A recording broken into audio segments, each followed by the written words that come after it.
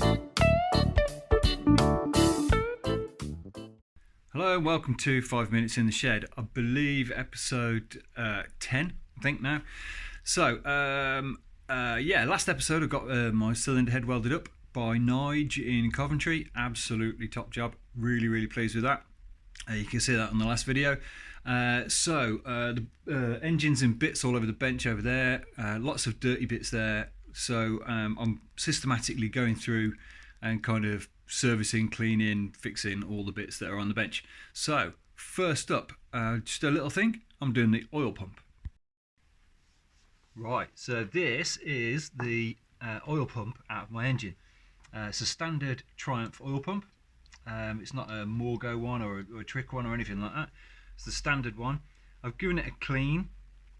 Now the thing is with these, right, we've got a lot of little holes and there's a little couple of ball bearings and springs and things like that in there. So you've got to make sure it's absolutely clean. So I've cleaned the outside. This little block here runs on the cam wheel, which goes around and round and round like that, which then pulls these two plungers up and down, which pumps the oil through the holes. So that can come out. These can come out. I've already cleaned these, by the way. So they're out and dry. The bores are cleaned. You know, I've got a little brush, clean those out, and I've cleaned out in those holes, and I've blown them all out with compressed air and things like that. So you'd think that was quite clean. However, I know for a fact that inside these little ball bearings and things in there and springs and stuff, muck gets trapped in there, and you can't really just say, oh, I've cleaned the outside, it looks all nice.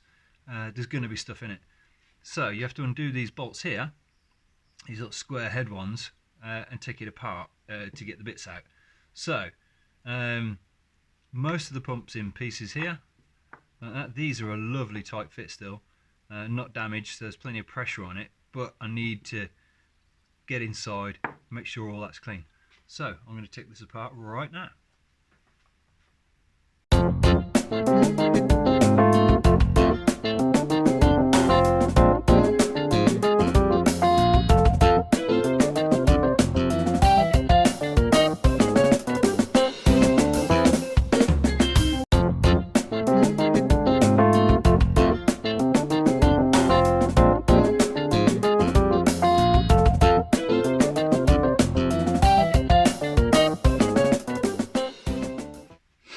Okay, analysis time. Right, so I've taken it apart. These are the two plugs that go on the bottom here. They go into the bottom of the oil pump there. And these things hold these two springs here. And those two springs then push these ball bearings up into these holes to stop the oil flow.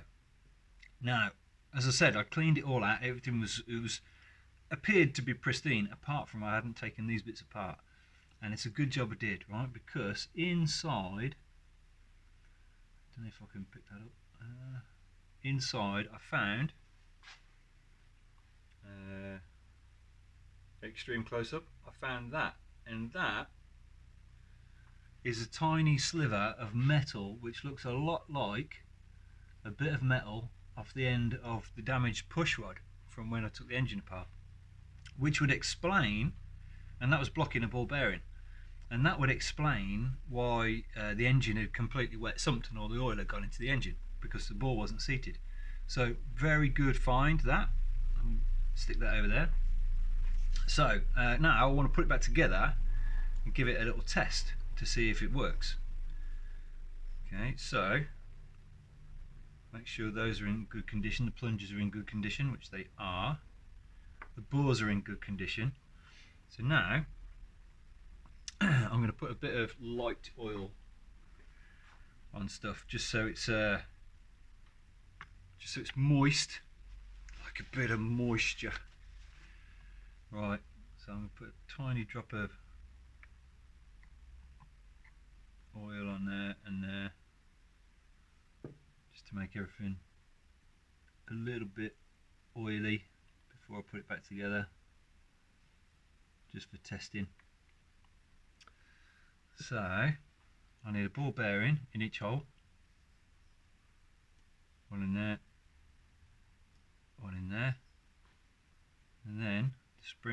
in there.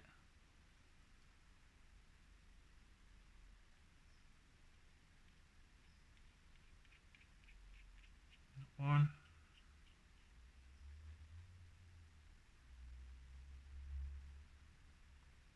In that one.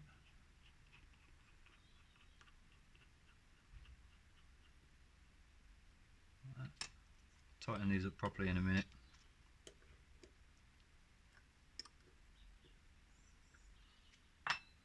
And then I want a little bit of oil on these plungers. A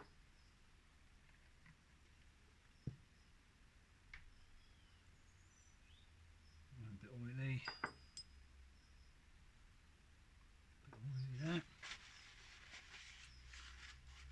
Then we can put them in. That one goes in there. That one goes in there. Nice fit there. Lovely. Okay, so if I block these holes here now, these should create like quite a bit of pressure. So if I put that there,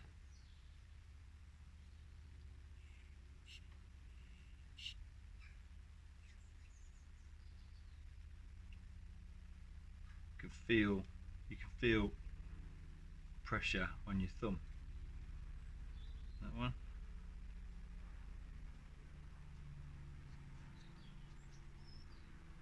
Same there. I mean, that you can almost not pull it out because it's springing back. So it's definitely getting some pressure there.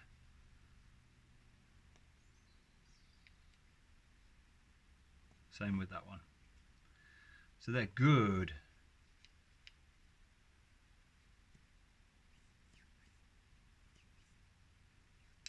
Yes, nice. So that's a good oil pump, which is good. I mean, this you can buy really trick oil pumps now, like Morgo rotary ones or Morgo piston ones, or there's a couple of people actually doing the piston ones now, and they're great. You know, bit more oil pressure, bit more oil flow, and all that. I have known some people say that when they put the like Morgo rotary ones on, it blows all the gaskets on the engine. So you know your engine's got to be in good nick if you're going to put a lot of oil pressure through it and stuff. But this one, I mean, it does the job. It's been oiling this engine for the best part of 70 years, and it's only when a bit of that bit of push rod got in there that it's let me down. But even then, it was still oiling the engine. Yeah, I haven't got a problem with that. I'm going to put that back on. Nice bit of kit. The block isn't chewed in any way. There's a few wear marks on it, but it's not chewed. So that can go back in. So that is another part ready for the rebuild. Drop that on there. Give it a little bit of a spray with some light penetrating, like WD-40 type oil, because I don't want it to go rusty before I put it back in. So that's nice. So that can go on the it's nice pile over there. Okay. I think the next thing we're going to do is I need to get this out of the way. I need to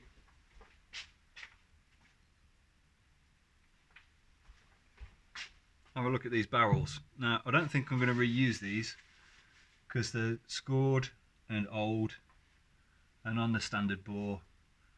They're not, this one in particular has got a bit of damage in it.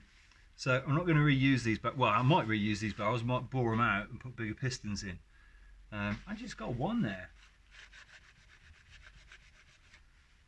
Is that a one? Which would suggest once over. I need to measure them and find out.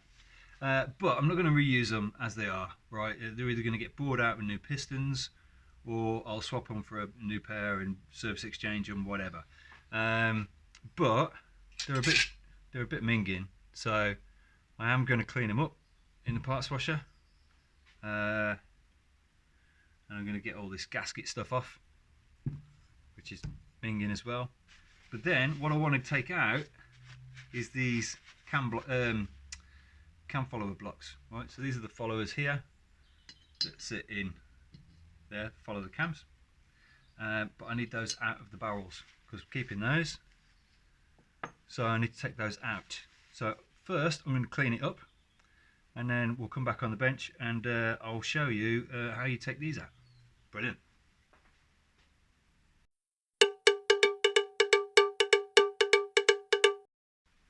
Okay, so after quite a lot of cleaning, I've got the barrels kind of in a position now where they're ready to look at. I've got all the gasket stuff off. As someone commented on my videos, I should get sponsored by a paper towel company because it would be very handy. So yeah, these are all kind of clean now. Just dry them off a little bit. Still a little bit of cleaning fluid on it, and this new cleaning fluid I got is absolutely brilliant. But you have to wear gloves with it because it chemically burns the tips off your fingers. Yeah, it's all kind of cleaned up now. All looking pretty good. Obviously the bores are buggered, which I mentioned.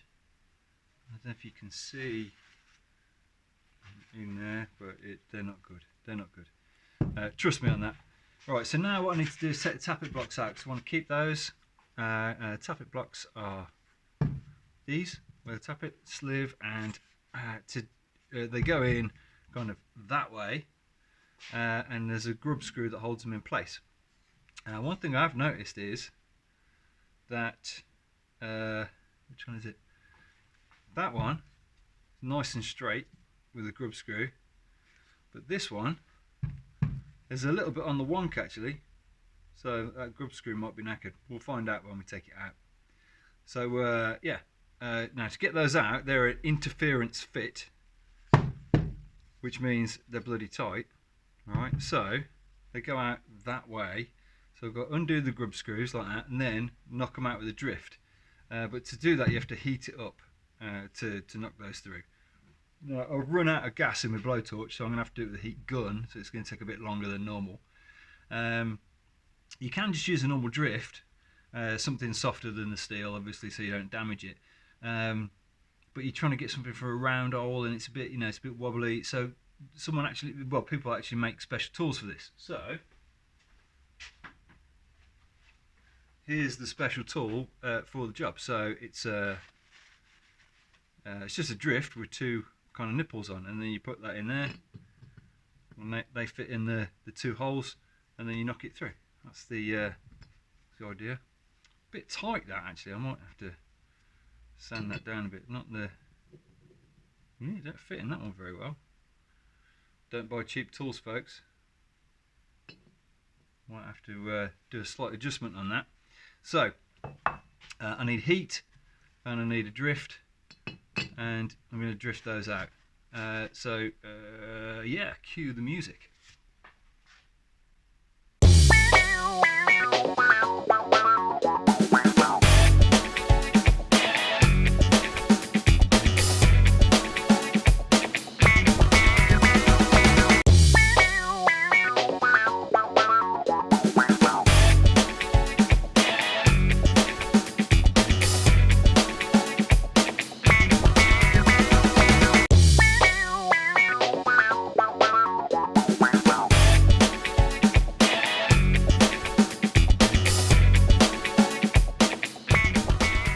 So there we go. It takes a bit longer than you'd think with a heat gun. It's much better with a bit of fire, but I've run out of fire. So I've got these tappet blocks out. They're just like a big chunk of metal that the tappet blocks run in, and you've got little oil holes either side which oil the cam surfaces and that, yeah, just a big block that goes in the engine, really. Big block that goes in there. So both of those, give them a bit of a clean, bit of an inspection, both all right. I'm gonna just drop these bad boys in there for safekeeping. That sits in there, that sits in there. That's how they run. Obviously, these followers are going to be changed because they're bad, which is a shame, but they are bad. I'm not putting them back in. There you go, and then the push rods sit in there, and they push the push rods like that, up and down. So they can sit there with a bit of spray on them so they don't go rusty. I'm doing this, I normally wouldn't bother because I'll get the engine back together quite quickly, but if it's all of a sudden really cold today, and the problem is in your shed, if it goes really cold, big temperature difference overnight and stuff, you end up with surface rust on all the things you've already cleaned, and it really gets a bit annoying. So it's nice to just give them a bit of a coating. Special tool there, I'm not going to need that for a while. That special tool, when you put them back in, it works the same way. Just put it from that side and you poke them back in that way. And if they're on the wonk, take them out again, you do it again until you got them straight. There you go. That's the top tip on that. So they're open, no damage on those, that's all good. So these barrels can either be refurbished and painted, or service exchange for a different pair. I'll see how that works. Right, so barrels, they're going to be sublet. Cylinder head, that is also going to be sublet. Nice with its new fin on, but I need one oversized, one loose valve, so I'm going to need one oversized valve in there. I'm going to sublet it. If the valves were all okay, I'd have done it, but I need it vapor blasting first, so I don't pull these out and drag the carbon through the hole and wreck the holes. So I'm going to sublet it. They're going to vapor blast it, get it clean, and do that one valve for me. I could probably get geared up and ream it myself, but I'd need to buy the correct ream for the right size, however many thou oversize and stuff like that, and then order the guides and then heat the head up and knock them in and stuff. If it's going somewhere for vapor blast, then I may as well just do it, right? It's not kind of worth the sort of time and effort. It'd be nice to do it on the video, but I did do that on the video for Project Tribza. So if you want to see how that's done, go to the Project Tribza videos, and you'll find that. So I don't need to do it again. So yeah, that's going to be sublet. So that's on the sublet pile there. And then the next thing to sublet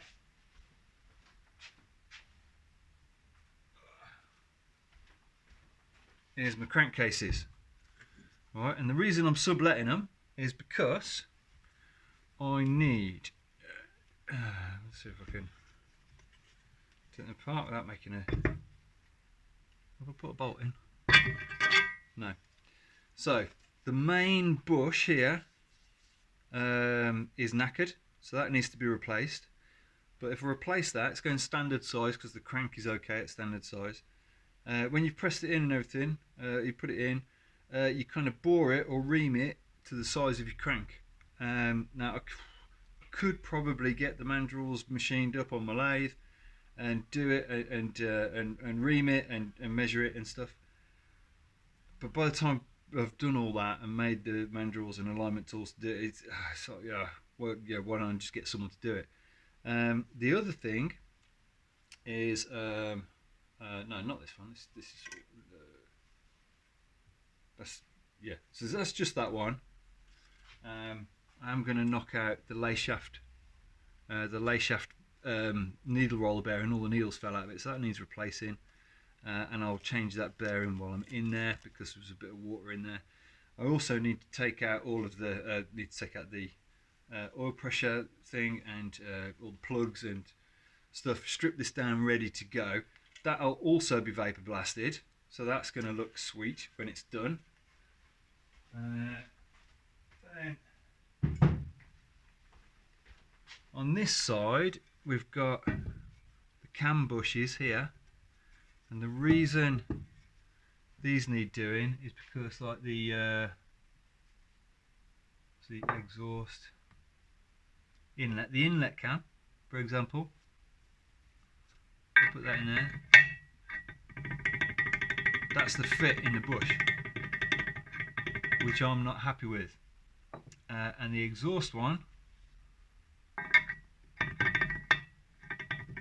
is arguably a little bit worse. So I need those pulling out. Pull those out, you've got to get a tap that will bite into them so you can pull them out, heat them up and pull them out and stuff. And then you put the new ones in, and then you ream the holes to the size of the cams. And I haven't got those reamers, and you'd have to make an alignment jig goes through the main head, the other side of the engine, sorry, and line that up. So I'd have to make stuff on the lathe again, and it's going to take a while, and I may as well sublet it because again it's all going off for vapor blast. Right, so